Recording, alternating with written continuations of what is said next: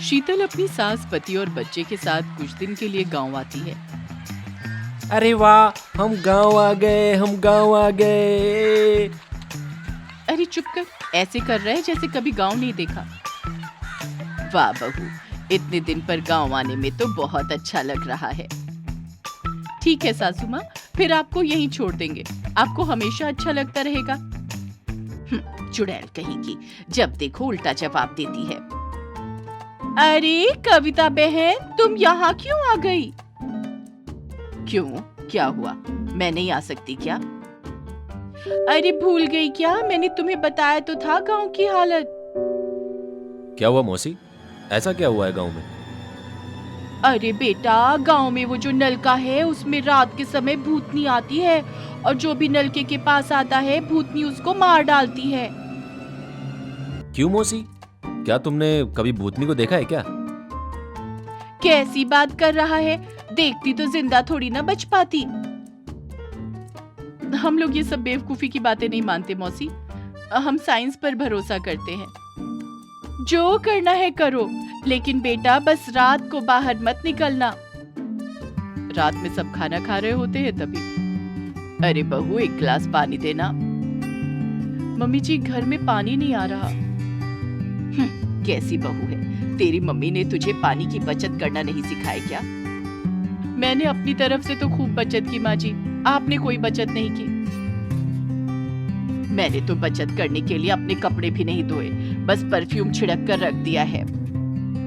क्या दादी, इतना भी नहीं करना था। रुको, मैं उस नलके से पानी ले आता हूँ। नवीन बाल्टी लेकर नलके के पास जाने ही वाला होता है कि तभी अरे सविता मौसी, आप? तुझे बोला था ना बाहर मत निकलना रात में। ये ले एक बाल्टी पानी और चुपचाप घर चला जा। आधी रात को पूरे गांव में जोर जोर से नल का चलाने की आवाज आने लगती है। इतनी रात में ये कैसी आवाज आ रही है? जाकर देखता हूँ। चिंटू बेड से उठने लग जाता है, तभी उसकी दादी नीलू उसको जोर से पकड़ लेती है। अरे दादी, छोड़ो मुझे, जाने दो, जाने दो। चिंटू की दादी गहरी नींद में रहती है और उसे कहीं जाने नहीं देती। चिंटू भी थक कर सोने लगता है, तभी उसकी नजर खिड़की की तरफ पड़ती है। चिंटू खिड़की से देखता है कि नलके के पास कोई औरत बैठकर मांस खा रही है। चिंटू बहुत डर जाता है। अगले दिन पूरे गांव के लोग नलके के पास इकट्ठा होते हैं और देखते हैं कि एक इंसान की लाश वहां पड़ी हुई है। वो सरपंच के पोते की लाश होती है। तुम सही कह रही थी सविता बहन, यहाँ तो सच में चुड़ैल आती है। हमें अब यहाँ और नहीं रहना चाहिए, हम जल्द से जल्द शहर लौट जाएंगे। रात में सब अपने अपने घर में सोए होते हैं, कोई बाहर नहीं निकलता। चुड़ैल सबके घर के आगे घूमने लगती है और कहती है, क्या हुआ? आखिर गांव वालों को कोई आ क्यों नहीं रहा है? भूख लगी है, खाना दे दो। भूख लगी है, खाना दे दो। चिंटू 2 रोटी लेकर बाहर दरवाजे के पास जाता है और देखता है कि बाहर चुड़ैल घूम रही होती है। चुड़ैल चिंटू की तरफ देखती है और हंसने लगती है। मेरा बिटवा आ गया, चल बिटवा घर चल। चुड़ैल चिंटू को लेकर नलके के अंदर घुस जाती है। अगले दिन चिंटू का परिवार उसे ढूंढने लगता है। चिंटू, मेरे बच्चे, कहाँ है तू? हे माँ माता जी, मेरा पोता चिंटू कहाँ गया? काश हमने मौसी की बात मान ली होती और उसी दिन चले गए होते। सब गांव वाले चिंटू को ढूंढने लगते हैं। शीतल नलके के पास जाती है तो उसे चिंटू की आवाज आती है। मम्मी, मुझे यहाँ से निकालो, मम्मी। मेरे बच्चे कहाँ है तू? गांव वाले एक पंडित को बुलाते हैं। पंडित जी, ये सब क्या हो रहा है? इस गांव में एक औरत अपने परिवार के साथ रहा करती थी। उसके परिवार ने सरपंच जी से बहुत कर्जा ले रखा था। एक दिन औरत के पति की मौत हो गई और औरत के पास खाने को कुछ नहीं बचा। औरत सरपंच जी से खाना मांगने गई। सरपंच जी ने उसकी कोई मदद नहीं की और कर्जा वसूलने के लिए उसकी जमीन भी उससे छीन ली। गांव वालों ने औरतों की कोई मदद नहीं की। औरत बस नलके के पास बैठी रहती और अपने बच्चे को पानी पिला पिला कर जिंदा रखती। एक दिन औरत के बच्चे ने दम तोड़ दिया। औरत भी ये सब बर्दाश्त नहीं कर पाई और गांव वालों को धमकी दी कि मैं तुम सब से अपना बदला लूंगी। औरत ने भी दम तोड़ दिया और अब वो पूरे गांव में रात को निकलती है। लेकिन उसने मेरे बच्चे को क्यों पकड़ लिया है? तुम्हारा बच्चा उस औरत को रोटी देने गया। उसने उसे अपना बच्चा समझ लिया और लेकर चली गई। मेरे पोते को लाने के लिए उपाय बताइए पंडित जी। उसके लिए रात का इंतजार करना होगा। रात में चुड़ैल चिंटू को लेकर नलके से बाहर आती है। चुड़ैल, मम्मी मुझे बचा लो। सब गांव वाले खाना लेकर बाहर आते हैं। चुड़ैल सबका खाना खाने लगती है। चिंटू भागकर अपने माँ बाप के पास चला जाता है। तुम गांव वालों को क्या लगता है अब तुम मुझे खाना खिला दोगे तो मुझे मुक्ति मिल जाएगी? मैं तुम सबको खा जाऊंगी। ऐ चुड़ैल, तेरे साथ जो भी हुआ गलत हुआ। सब गांव वाले तुझसे माफी मांगने को तैयार हैं। तू अब चली जा। मैं कहीं नहीं जाऊंगी। मैं तुम सबको खा जाऊंगी।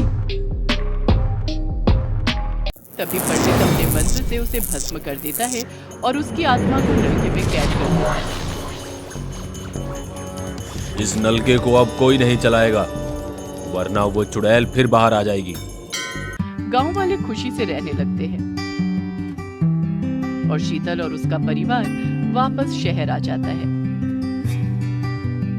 चुड़ैल लोक में रहने वाली मंजुलिका चुड़ैल को बहुत शक्तिशाली बनना था, इसलिए एक दिन वो चुड़ैल लोक के शैतानी बाबा के पास जाती है। बाबा, मुझे बताइए कैसे बन सकती हूँ मैं सर्वशक्तिशाली और कैसे मैं इस पूरे चुड़ैल लोक पर राज करूंगी? है कोई ऐसा उपाय?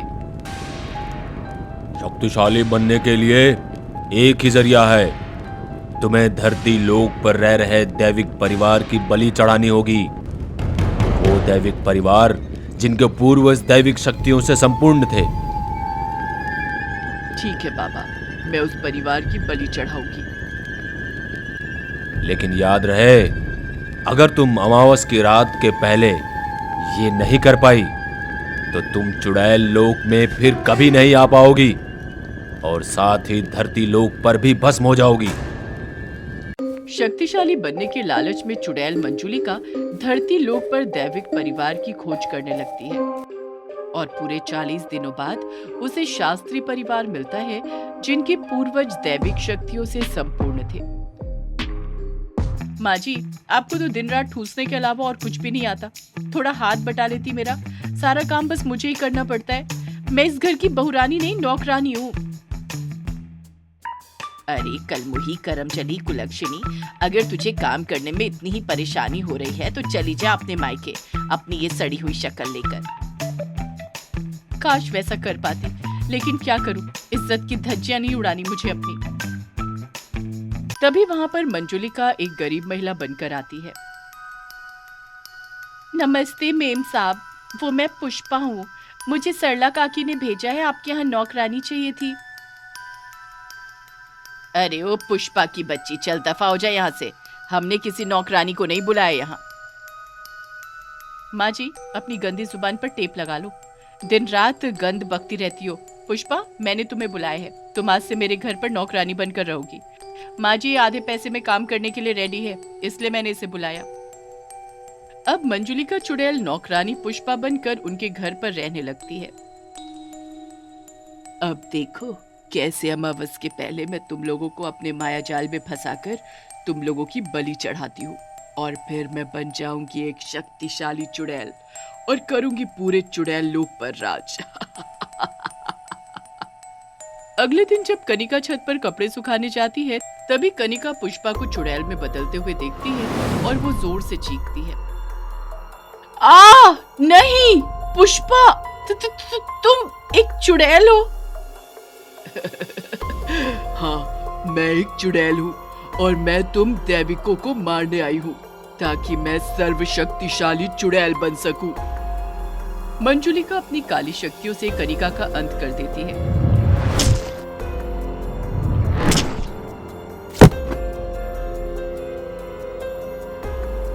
सास ससुर और कनिका का पति अमित कनिका की मौत से बहुत दुखी हो जाते हैं।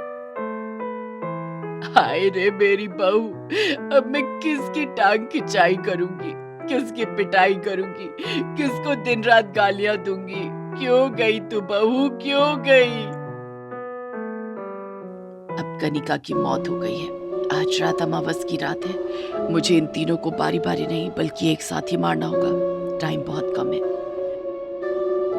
मंजुलिका उन तीनों के खाने में शैतानी भस्म मिलाती है और उस खाने को खाकर रात होते ही वो तीनों मंजुलिका के माया जाल में फंसकर सम्मोहित हो जाते हैं। अब ये तीनों सम्मोहित हो चुके हैं और ये तीनों अब अपनी जान खुद दे देंगे। वो तीनों कुएं में कूदने जा ही रहे होते हैं कि तभी वहां पर कनिका चुड़ैल आ जाती है और वो मंजुलिका के पीठ में खंजर ठोक देती है। कनिका तू! खंजर घोंपने से मंजुलिका की सारी शक्तियां खत्म होने लगती हैं और सम्मोहित हुए निम्मो, अमित और लखन फिर से जोश में आ जाते हैं। क्यों रे मंजुलिका चुड़ैल, सत्यानाश हो तेरा, भैंस की आंख। तुझे क्या लगा मैं मर गई? लेकिन तूने मुझे मारकर अच्छा किया, क्योंकि अगर मैं मरती नहीं तो मैं चुड़ैल भी नहीं बनती और चुड़ैल बनकर ही मुझे शक्तियां मिली हैं और मैंने बहुत मेहनत से ये मायावी खंजर लाया है जिससे पूरी चुड़ैलों का अंत हो सकता है और आज तेरा अंत होगा। नहीं!